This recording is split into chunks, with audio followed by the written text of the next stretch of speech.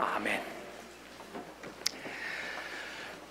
마태복음 5장 3절서부터 8복의 말씀이 이어지고 있습니다. 네 번째까지 했고 오늘은 다섯 번째입니다. 하지만 이 내용이 이렇게 따로 이해할 수 있는 내용이 아닙니다. 첫 번째에서부터 계속 이어져 오는 내용이라서 우리 첫 번째 복부터 다섯 번째까지 제가 앞부분을 하면은 우리 회중께서는 뒷부분 그 복의 내용을 해주시기 바랍니다. 3절에 보면은 첫 번째, 심령이 가난한 자는 복이 있나니 천국이 저희 것이며. 좋습니다. 애통하는 자는 복이 있나니, 온유한 자는 복이 있나니, 의에 줄이고 목마른 자는 복이 있나니. 오늘은 긍휼히 여기는 자는 복이 있나니. 네, 이 1, 2, 3, 4 첫 번째 네 가지의 그 복 있는 사람의 모습을 보게 되면 공통점이 있습니다. 그건 바로 뭐냐면 하나님과 본인과의 관계 속에서의 복 있는 사람의 집중을 하고 있습니다. 보세요. 첫 번째가 뭐였습니까? 심령이 가난한 자, 그가 천국을 얻게 되는데, 여기서 말하는 천국은 비로소 천국 백성이 되는 그 구원이 그에게 주어진다는 의미가 있습니다. 심령이 가난하다는 것은 하나님 없이 살아도 전혀 문제가 없는 것 같았고, 하나님이 계시는지 안 계시는지 관심 없이 살았던 내 내면은 하나님 앞에 전혀 부족함을 못 느끼던 살던 사람이 영적 갈급함과 하나님의 어떠한 은혜의 필요성을 느끼면서 심령이 열리기 시작하며 가난함을 느꼈어요. 하나님의 도우심을 구했습니다. 그 자에게 바로 천국이 임해지는 그 축복, 구원이 시작이 됩니다. 자, 그가 이제 하나님을 알았어요. 하나님께 가까이 와서 보니 자기의 모습이 보이면서 죄가 보입니다. 죄 때문에 회개합니다. 아직은 내가 잘 믿고자 하지만은 자꾸 넘어집니다. 육신적인 모습 때문에 내 모습에 실망하면서 애통하는 자가 복이 있는데, 하나님께서 위로해 주시는 거예요. 네가 비록 죄인일지라도, 죄 가운데 살았더라도 너는 내 사랑하는 자녀다. 하나님께서 나를 위로해 주신 가운데서 우리 믿음이 이제서 조금씩 성숙하게 자라가며, 그 믿음이 자란다는 것은 바로 우리 내면 속에서 우리 inner person이 점점 예수님의 인격과 예수님의 모습을 닮아가는 온유한 자가 되는 거예요. 그 온유한 자는 지난주에 제가 설명했습니다. 하나님을 믿는 믿음에서 나온다는 겁니다. 하나님은 살아계시다. 하나님께서 모든 것을 주관하신다. 그 하나님께 내려놓을 수 있고, 그래서 내가 하겠다는 것이 아닌 하나님께 내려놓는 믿음에서 나오는 그 온유함은 바로 믿음이 바로 우리의 믿음의 사람으로 인격이 만들어져 가고 있고, 그 사람이 결국은 하나님이 주시는 기업을 땅에서 얻는다는, 이 세상에서 강한 자가 이기는 것이 아니라 하나님 앞에 믿음으로 온유한 자가 하나님이 주시는 기업을 누리게 된다는 그 말씀이 세 번째였습니다. 그가 살아가면서 추구하는 것이 무엇이냐? 바로 하나님의 의예요.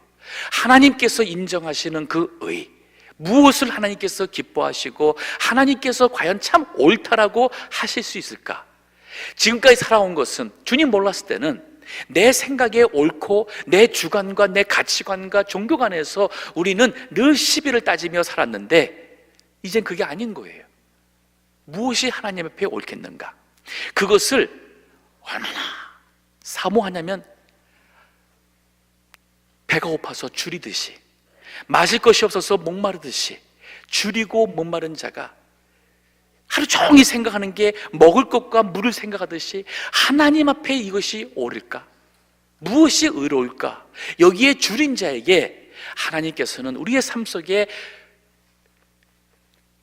넉넉함, 이 배부름, 만족함을 주신다 그랬습니다. 자, 이 네 가지가 보면은 하나님과 나의 관계 속에서의 믿음과 그러한 스피리추얼리티, 영성의 문제입니다. 구원에서부터 우리가 회개를 통해서 점점 신앙인의 인격으로 만들어져 가면서 인생을 살아가면서 내 삶 속에 추구하는 모습이 지금 1, 2, 3, 4라 하면은, 오늘 다섯 번째 긍휼히 여기는 자라는 이 표현 속에는 어느 때부턴가 내 자신에게 집중되었던 신앙이 세상을 향해서 고통 가운데 있는, 아픔 가운데 있는 사람을 향하여서 그만 긍휼히 여기는 사람으로 이 신앙의 관점이 바뀌기 시작합니다. 이게 바로 다섯 번째 복 있는 사람의 특성입니다. 자, 이 긍휼이라는 말이 무슨 말인가? 불쌍히 여겨서 사랑으로 대하는 것이 긍휼, mercy, having compassion, 불쌍히 여겨서 사랑으로 대합니다. relate in love. 자, 우리 오늘 이 긍휼히 여기는 자를 바르게 이해하기 위해서는 그 긍휼히 여길 수 있는 사람이 되는 그 기초를 먼저 생각하겠습니다. 오늘 본문에 오늘 저 주보에 보시게 되면은 그 기초가 뭐냐고 제가 기록했냐면 바로 하나님의 사랑과 은혜. 하나님의 사랑과 은혜를 받아보지 못한 사람, 체험하지 못한 사람은 긍휼히 여길 수가 없다는 말이에요. 우리 성경에 보게 되면은 구약이나 신약이나 우리가 이 자리에 있는 하나님의 백성 된 것은 전적인 하나님의 긍휼하심, 사랑과 은혜라는 말씀이 있습니다.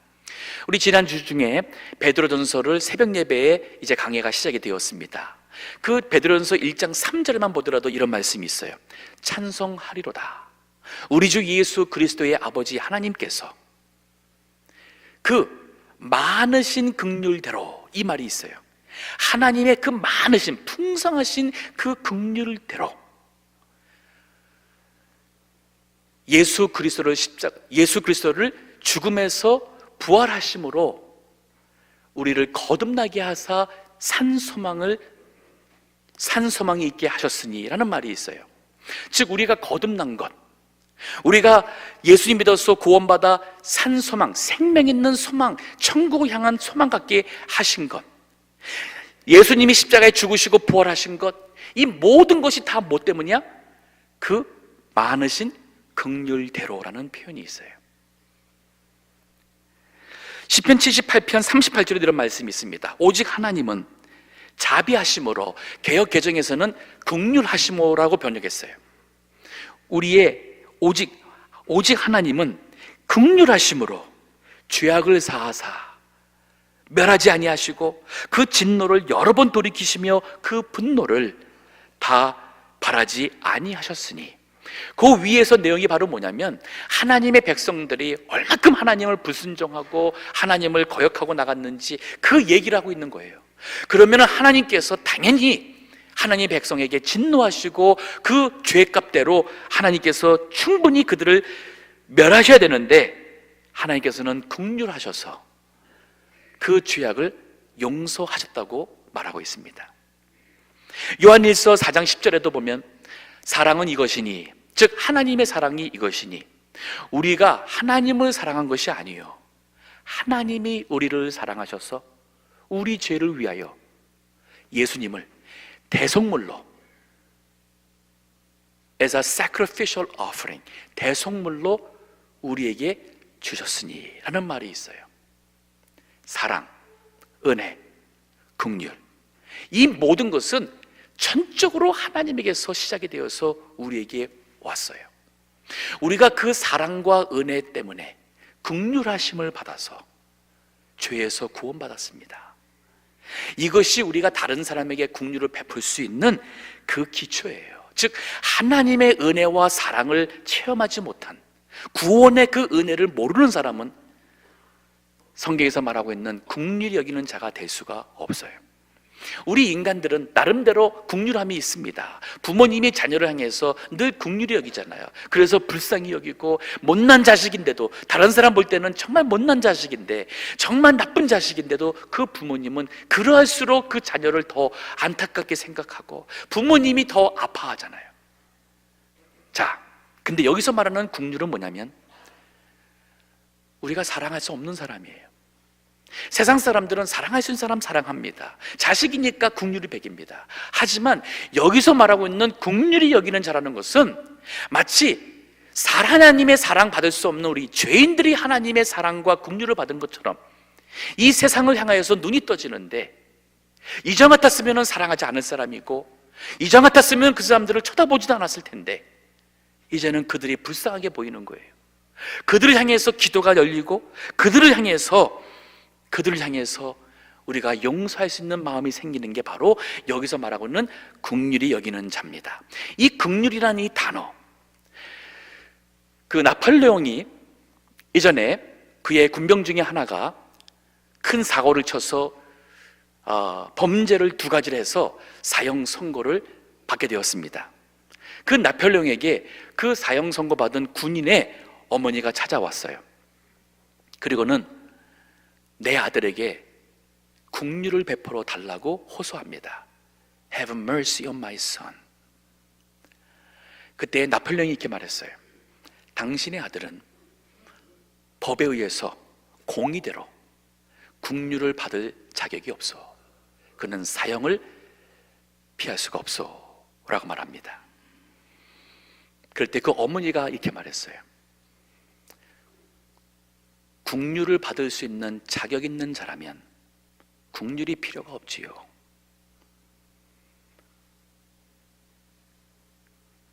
내 아들이 긍휼 받을 자격이 없지만 내 아들에게 긍휼을 베풀어 달라고 그래요. 자, 이 말이 멋있었어요. Anyone who does not deserve mercy does not need mercy. 나폴레옹이 말에 감동을 했어요. 맞아요. 긍휼 받을 자격 있는 사람이면 긍휼이 필요가 없어요. 근데 비록 이 병사가 죄로 인해서, 범죄함으로 인해서 사형을 받게 되을 수밖에 없지만은, 긍휼을 베푼다는 것은 자격이 없는 자에게 베푸는 거잖아요. 그래서 나폴레옹이 그 어머니의 지혜의 호소에 그 병사에게 긍휼을 베풀어서 사형을 면하게 됩니다. 우리는 늘 그렇게 말합니다. 바르게 산다, 잘 믿는다, 잘한다 할 때 우리는 늘 뭘 따집니까? 법을 따집니다. 그리고 원칙을 따집니다. 그리고 공평을 우리는 부르짖고, 우리는 공의대로 해야 된다 그러고, 우리는 의로하다고 늘 우리 얘기합니다. 근데 우리가 잊어버린 사실이 있어요.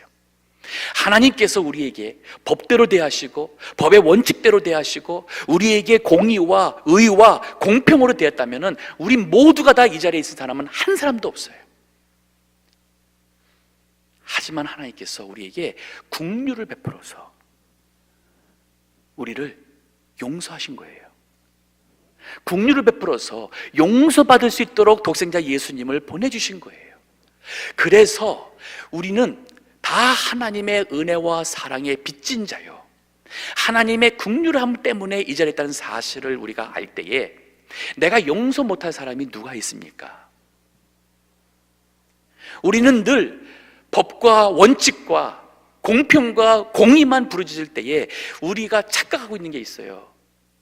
내 자신은 그러한 기준에서 떳떳한 줄로, 그래서 그렇게 다른 사람을 그러한 잣들로 대는 것으로 우리는 착각하고 있다는 사실이, 그런 사람은 긍휼을 베풀 수 없고 긍휼히 여기는 자가 될 수가 없는 거란 말입니다. 즉 긍휼히 여기는 자가 되기 위해서는 나는 하나님의 사랑과 은혜와 긍휼하심을 받아서 내가 이 자리에 있다는 이 사실을 고백하며 그 하나님의 은혜에 감사하며, 주여 내가 죄인이로소이다, 주님 저를 불쌍히 여겨 주소서, 주님 저 같은 죄인을 사랑해 주신 것 감사합니다.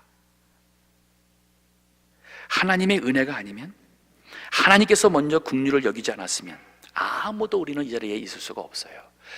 오늘 주보에다 제가 실은 그 구절이 있습니다. 출애굽기 33장 17절에서 19절까지 말씀 보면은 모세 같은 사람 얼마나 위대합니까? 그 모세에게 하나님께서 나타나셨어요. 모세가 그 하나님을 육신의 눈으로 보고 싶었어요. 그래서 하나님을 보여달라고 합니다. 그럴 때 하나님께서 내가 지나갈 때 내 뒷모습을 너에게 보여주마 하면서 그 하나님께서 지나가시는데 하신 말씀이 있는데 거기에 19절 말씀만 읽어주시기 바랍니다. 혹시 누가 읽을 수 있나요? 네. 여호와께서 가라사대 내가 나의 모든 선한 형상을 내 앞으로 지나게 하고 여호와의 이름을 내 앞에 반포하리라. 나는 은혜의 줄 자에게 은혜를 주고 긍휼히 여길 자에게 긍휼을 베푸느니라. 나는 은혜 줄 자에게 은혜를 주고 긍휼히 여길 자에게 내가 긍휼히 여긴다. 이 말이 뭐냐면 하나님께서 은혜를 주시지 않고 긍휼히 여기지 않는다면 모세는커녕 우리 모두가 다 하나님의 은혜의 구원, 이 죄에서 구원받을 수 없는 우리는 다 죄인이라는 말이에요. 호세아서 11장에도 보게 되면 8절과 9절에 이 호세아서의 내용 자체가 하나님께서 사랑하셔서 은혜 베풀어서 하나님의 백성을 삼았습니다. 하나님이 얼마나 사랑하시는지 정말 감당할 수 있는 사랑을 베풀어줬어요. 그러면 이제 하나님 사랑해야죠. 하나님을 믿어야 되죠. 근데 하나님의 백성들이 여호와 하나님을 안 믿고 우상을 섬기는 거예요. 세상을 사랑합니다. 자기를 사랑하고 자기를 위해서 살아갑니다. 하나님의 말씀을 지키지 않고 떠나가는 거예요.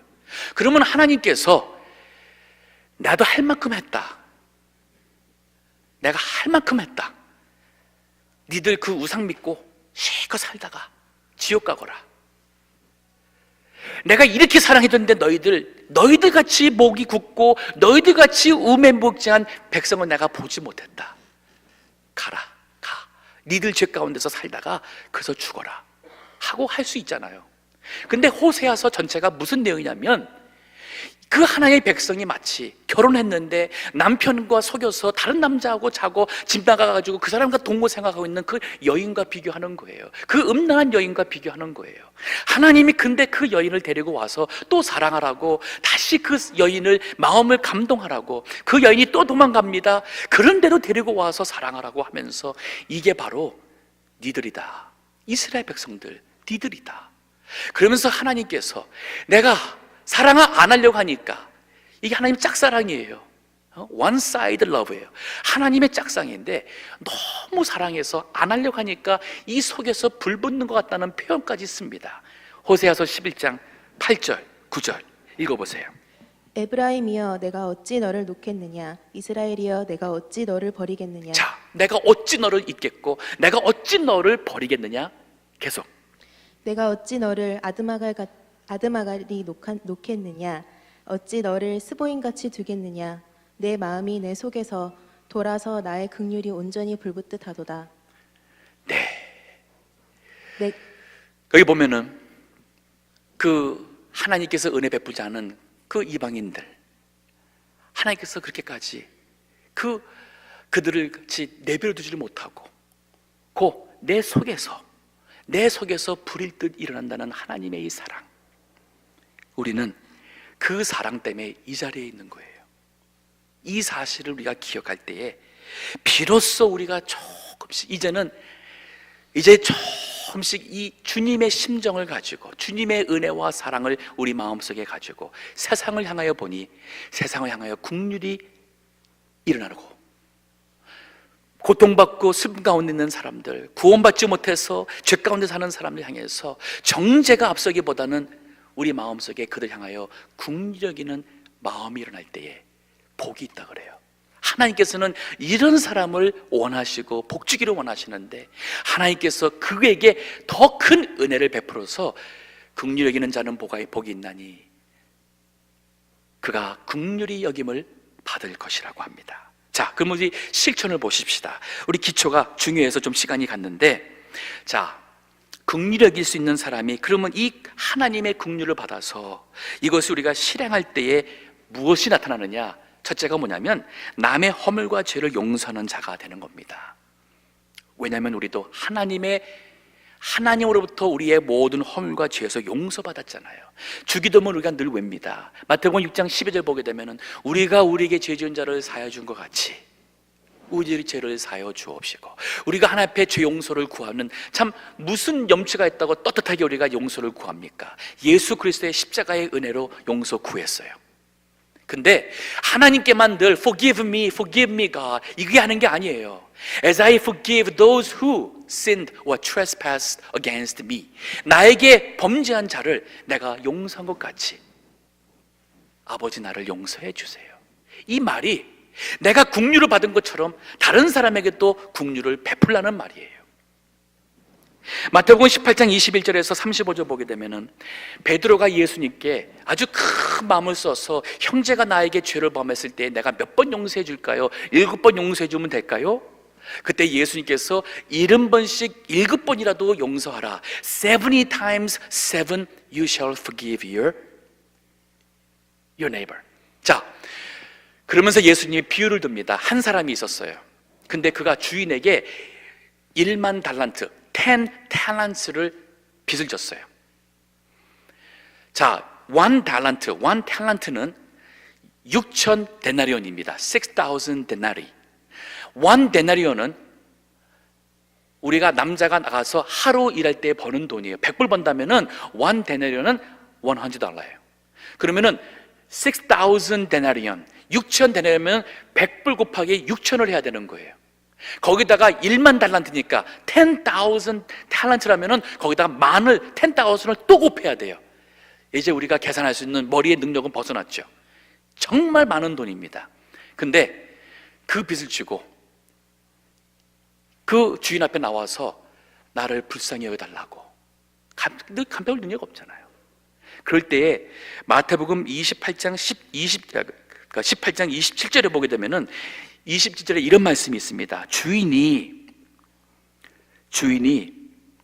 불쌍히 여겨 놓아 보내며 그 빚을 탕감하여 용서하여 주었더니 그랬어요. 이유가 딱 하나예요. 불쌍히 여겨서, 긍휼히 여겨서. 근데 이 사람이 그 빚을 용서받고 나오면서 자기 친구가 100 데나리온, 직원을 만나면은 한 10,000불입니다. $10,000를 빚을 졌어요. 갚아. 없습니다. 좀 봐주세요. 그럴 때에 너 갚을 때까지 감옥에 들어가 하고서는 감옥에 집어넣었어요. 그 소식을 주인이 들었습니다. 제가 읽겠습니다. 32절에 이렇게 말합니다. 이에 주인이 저를 불러다가 말하되 악한 종아, 네가 빌기에 내가 네 빚을 전부 탕감하여 주었거늘. 자, 저 사람이 나한테 나쁜 짓을 했고, 자, 저 사람이 나한테 빚을 졌는데 그 빚을 안 갚는다고 못 갚아서 내가 저 사람을 감옥에 넣은 것은 법으로 말한다면 잘못한 게 없어요. 그렇죠? 법대로 했어요. 마찬가지입니다. 저 사람이 나한테 잘못을 했어요. 나는 피해자예요. 내가 용서를 안 했다 그래서 내가 악하다고 말할 수 없어요. 세상 법이 말합니다. 근데 하나님의 법에서 정말 우리가 예수 그리스도를 믿어서 하나님께서 먼저 긍휼 베풀지 않았다면, 은혜가 아니었다면 우리 한 사람도 이 자리에 있을 수가 없는 하나님의 독생자의 피값의 값을 치러서 우리가 용서받은 자라면, 누군가를 용서 못한다 할 때에 하나님께서 하신 말씀이 너 악한 종아, 악하다 그래요. 왜요? 네가 하나님에게서 예수 그리스도의 피값으로 그 엄청난 그 대가를 하나님께서 치러서 너 죄를 다 용서해 줬는데, 네가 용서받은 것은 과거와 현재와 미래의 모든 죄를 다 용서받아서 하나님 나라 들어갈 수 있는 하나님의 자녀로 의롭다 칭해 줬는데, 그 사람이 나를 욕했다고 용서 못한다는 것, 악하다는 거예요. 그 사람이 나를 사기쳐가지고 나로 하여금 사업 쫄딱 망하게 해서 정말 그 사람 때문에 내가 지금 어려운 지경에 있는데 그 사람 죽을 때까지 나는 용서 못한다? 그 말은 아마 하나님에게서 그가 용서받아 구원받은 은혜를 모르는 사람이기 때문에 그렇게 생각할 수 있어요. 하지만 진정 우리가 예수 그리스도의 십자가의 피로 구원받은 사람이라면 그런 마음은 악하다 그래요. 여기 주인이 하는 말 보세요. 악한 종아, 네가 빌기에 내가 네 빚을 전부 탕감하여 주었거늘 내가 너를 불쌍히 여긴 것 같이 너도 네 동간을 불쌍히 여김이 마땅치 아니하냐. 여기 불쌍히 여긴다는 게 바로 긍휼히 여긴다는 뜻이에요. 그래서 긍휼히 여기는 자는 복이 있다 할 때의 긍휼은 남의 허물과 죄를 용서하는 겁니다. 자, 근데 용서가 어렵잖아요. 나는 용서하려고 그러는데 저 사람은 여전히 나를 욕하고 다닙니다. 저 사람은 여전히 나를 미워합니다. 나를 괴롭힙니다. 내가 어떻게 저 사람을 내가 그럼 사랑할 수 있고 어떻게 용서할 수 있느냐? 저 그거 이해해요. 하지만 용서의 4단계가 있어요. 첫 번째는 뭐냐면 용서 기도 하나님께 하는 겁니다. 자, 저 사람이 나한테 어떻게 하든 그건 문제가 아니라 하나님 앞에 나가서 하나님께 내 마음에서 용서 기도를 하는 거예요. 그 이유가 뭐냐면 하나님과 나의 관계가 이게 막히지 않고 하나님과의 나의 그 영적인 관계가 살아있기 위해서는 내가 누구를 미워하면은 그 미움이 내 마음속에 은혜를 다 빼앗아갑니다. 잊어버리지 못하는 상처받은 것, 분통한 것, 이것이 있을 때에 기도가 안 돼요. 즉 뭐냐면 용서 기도해야 될 첫 번째 이유는 그 사람 때문이 하는 게 아니에요. 나 때문이에요. 나의 믿음 때문에, 나와 하나님과의 관계 때문에 용서 기도를 하라는 얘기예요.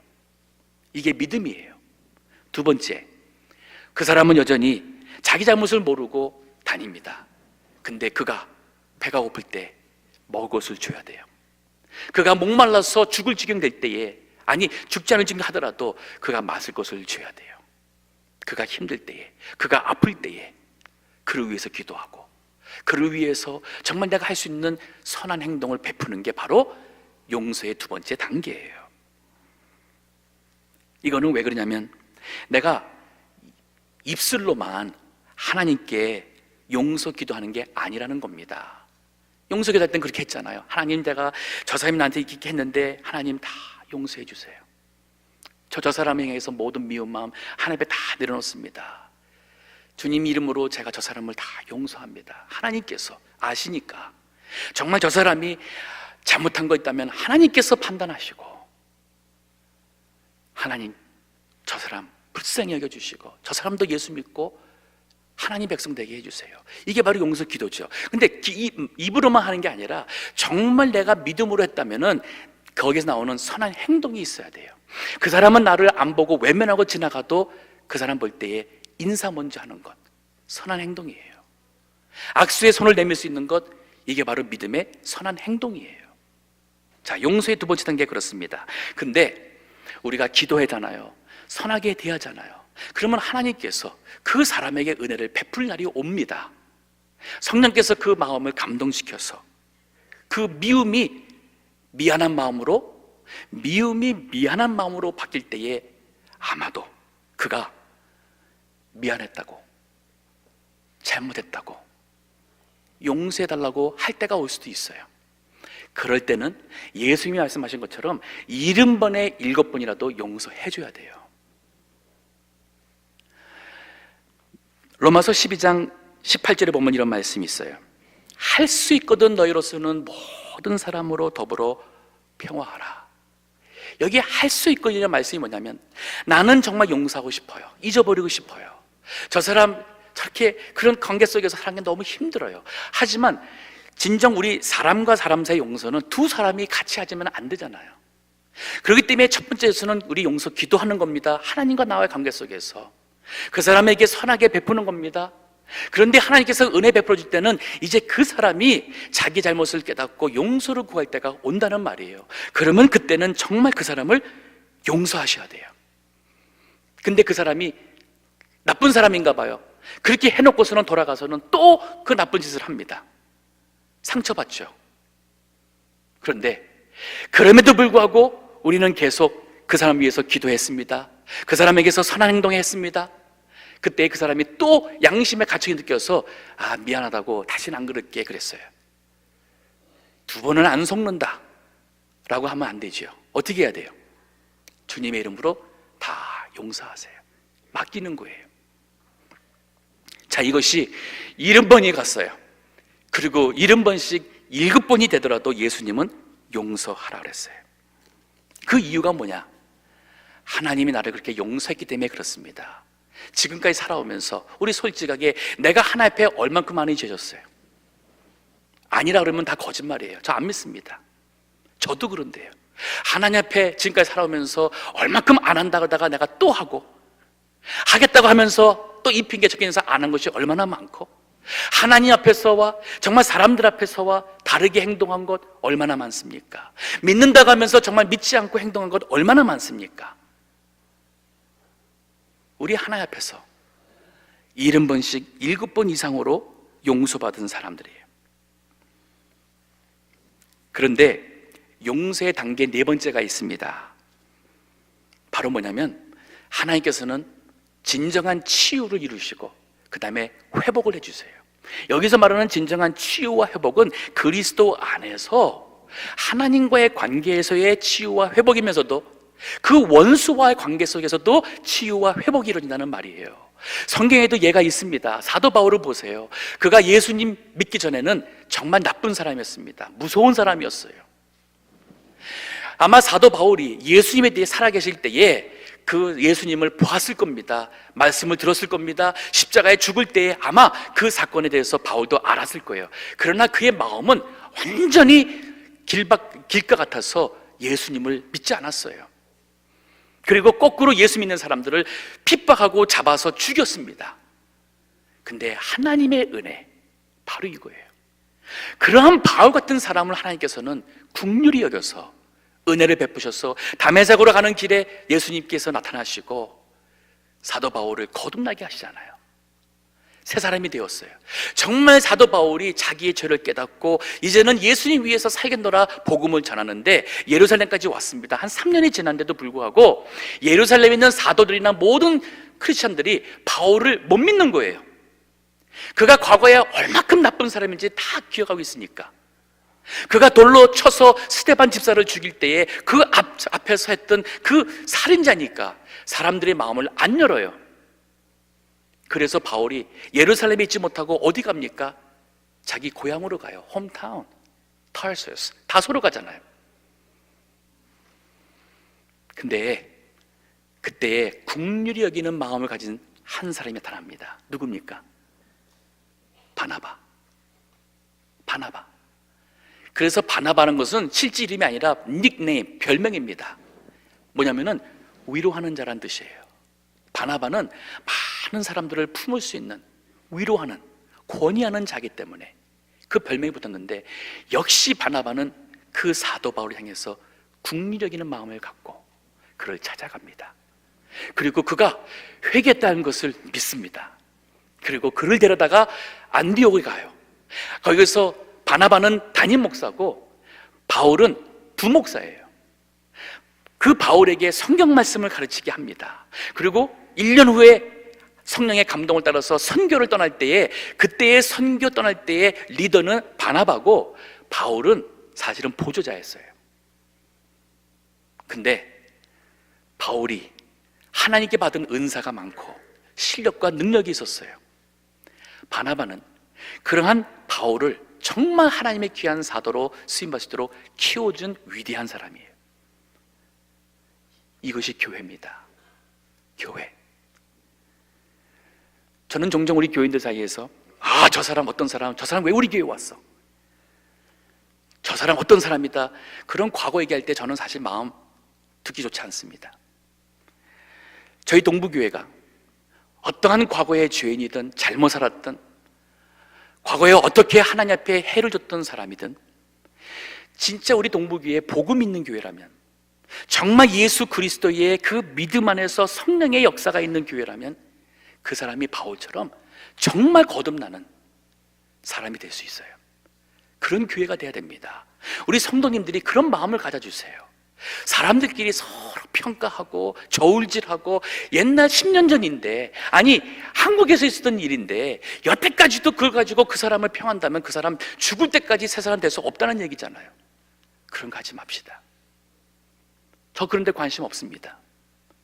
저는 지금 정말 그가 예수님의 예수님 안에서 하나님의 그 은혜와 그 사랑을 입어서 그 사람이 정말 하나님의 긍휼하심 때문에 예수님의 생명으로 살아가는 사람이냐, 여기에 더 관심이 있어요. 자, 여기 두 번째 실행이 뭐냐면 남의 아픔을 같이 채우라는 겁니다. 다른 사람의 허물과 죄를 용서하죠. 그 다음에는 여기 남이라는 것은 사실 어떻게 보면 나와 상관없는 사람들이에요. 근데 이 세상에 있는 많은 사람들의 그 고통과 형편을 보면서 채우라는 겁니다. 채우라는 것은 뭐냐면 내가 그 고통 속에서 그 아픔 당하는 그것을 그대로 느끼는, 같이 느끼는 게 바로 채울이에요. 우리 예수님이 바로 그 채울하시는 우리의 모델이십니다. 요한복음 11장 35절 보게 되면은 예수님께서 나사로를 살리러 오십니다. 젊은 남자애가 죽었어요. 그 누이들 마리아와 마르다가 얼마나 슬프겠습니까? 정말 웁니다. 그 가족 가까이 있는 사람들이 보니까 너무 불쌍하잖아요. 성경에 보면은 그 부모에 대한 언급이 없이 이 삼남매만 나온 거 보게 되면은 아마 부모이 없이 이렇게 삼남매가 의지하면서 살은 것 같아요. 근데 나사로가 죽었으니 얼마나 슬퍼요. 거기 모인 많은 사람들이, 유대인들이 다 슬피 웁니다. 하지만 예수님은 나사로를 살려주려고, 은혜 베풀려고 오셨는데 그것 모르고 울잖아요. 오히려 예수 입장에서는 한심하게 보일 수 있어요. 어떻게 이게 내가 온 것을 모르고 왜 이렇게 참 한심할까라고 할 수 있어요. 근데 그게 아니라 요한복음 11장 35절 보게 되면은 성경에서 가장 짧은 한 절이 나와요. Jesus wept. 예수님이 우셨더라. 왜 우셨습니까? 인간의 연약함, 죽음 앞에서 이렇게 절망하며 이렇게 슬퍼하는 인간을 볼 때 예수님은 정말 그 슬픔을 같이 채울하신 거예요. He empathized.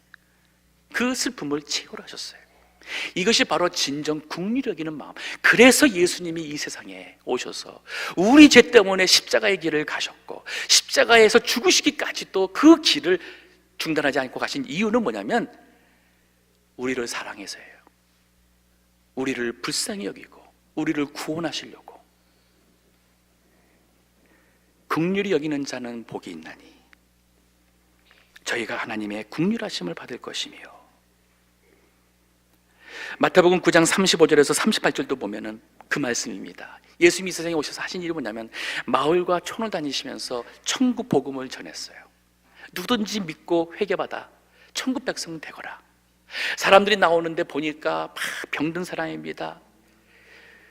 희망이 없이 연약한 사람들입니다. 이 사람들 그죠? 어디 이 세상에 희망이 없어서 그 예수님 앞에 나와서 뭔가 예수님 앞에서 뭔가 희망을 얻을 수 있을까? 생명을 얻을 수 있을까? 나온 사람들을 보면서 복음만 전한 게 아니라 예수님이 그들을 보면서 성경에 보면은 그들을 민망히 여기사라고 표현이 되어 있어요. 민망히 여기사. 이 말은 뭐냐면 불쌍히 여기사, 긍휼히 여기사 그들을 고쳐주시고 그들을 주께서 영접하셨어요. 이게 바로 이게 전도입니다. 이게 선교예요.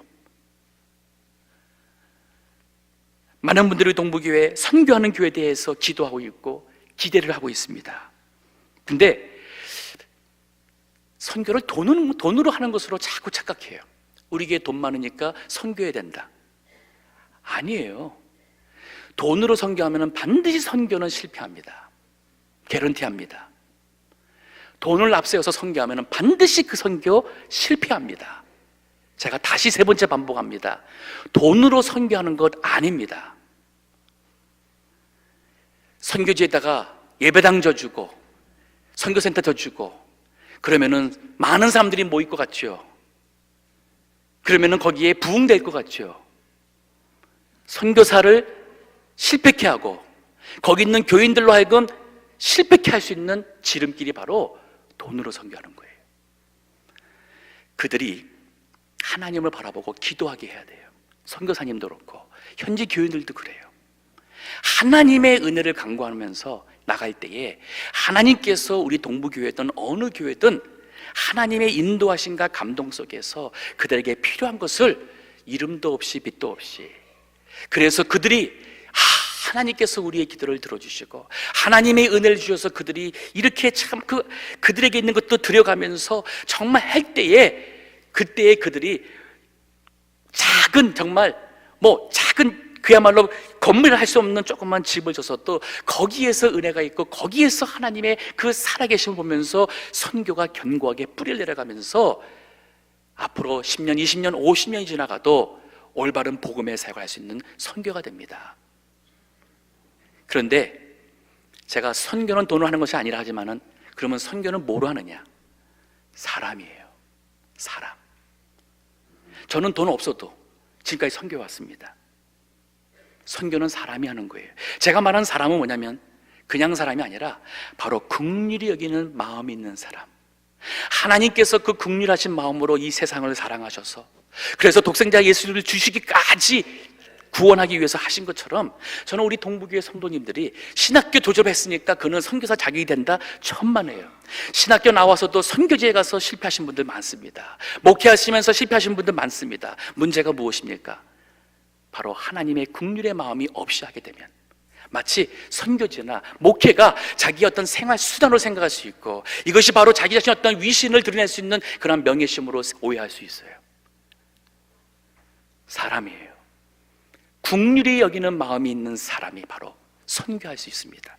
저 우리 동부교회 성도님들이 다 이 마음을 위해서 기도하기 원하고요, 그러면서 지금부터 전도하는 거예요. 가까이 있는 사람들, 가족들, 이제는 그냥 그 사람들이 저 사람 교회 안 가는 것, 안 가는구나, 이게 아닙니다. 저 사람이 왜 안 갈까? 저 사람 저렇게 살다가 저게 이제 남은 세월 얼마 없다고 생각 드는데, 저렇게 살다가 죽으면 지옥 갈 텐데, 하나님, 저 사람 예수 믿게 해주세요. 예수 믿게 해주세요. 나를 힘들게 했고 나를 괴롭힌 사람, 그런데 그 사람 보니까 여전히 세상에서 스스로가 잘난 줄 알고 교만하게 살아가면서 교회도 안 다니고 혹은 교회 가는데도 완전 엉터리 신앙생활하는 것 같아요. 그러면 그 사람을 판단하기에 앞서서 기도하세요. 주님, 저 사람 불쌍히 여겨주시고, 주님, 혹시라도 저를 통해서 저 사람이 정말 하나님 만날 수 있는 그러한 사람 되게 해주세요. 이게 진짜 믿음, 신앙생활에서의 본질입니다. 신앙의 본질이에요. 우리가 존재하는 이유는 하나님께 영광 돌리는 것이요, 예배 드리는 것인데, 하나님께서 우리에게 영광 받으실 때는 우리가 바로 심령이 가난한 자가 되고, 애통하는 자가 되고, 온유한 자가 되고, 의에 줄이고 목마른 자가 되고, 그리고 긍휼히 여기는 자가 되어서 세상에 이 하나님을 드러낼 때에, 그 사람들이 예수 믿고 구원받아 하나님을 예배할 때에 하나님께서는 영광 받으십니다. 예배 받으십니다. 우리 동부교회 정말 하나님의 긍휼히 여기심을 받는 은혜가 우리에게 계속 충만히 이루어지며, 우리가 세상에 받은 하나님의 긍휼하심 때문에 이 세상 사람들에게 긍휼히 여겼는데, 우리에게 주시는 하나님의 천국의 축복은 뭐냐면, 긍휼히 여기는 자가 복이 있나니 저가 하나님으로부터 긍휼하심을 받아요. 더 큰 긍휼하심을 받는다 그래요. 얼마나 행복합니까? 한평생 살아가면서 나는 사랑을 베풀고 많은 사람들로 하여금 하나님을 알 수 있는 이 영적인 만족감 가운데 살아가는데, 하나님은 나에게 더 큰 긍휼을 베푸셔서 하나님의 사랑과 은혜가 우리의 마음속에 충만하게 되니 이 얼마나 행복합니까?